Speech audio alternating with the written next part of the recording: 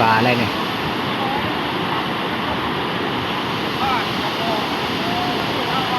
ธรรมชาติบ้านเฮาก็ตรงนี้แหละ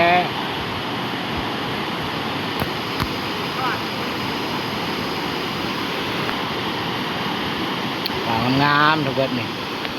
ปลางาม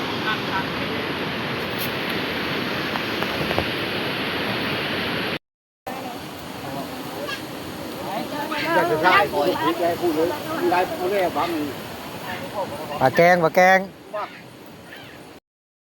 ซอย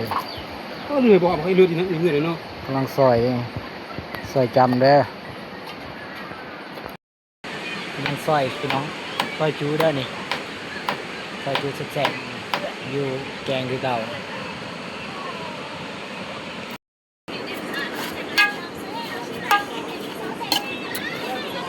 กำลังจะเสร็จ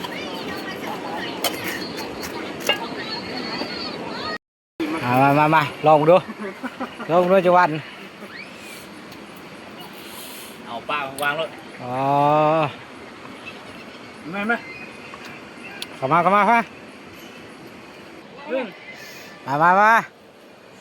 เข้าได้ยังไงเข้าห้องนึงทุกไปนะมา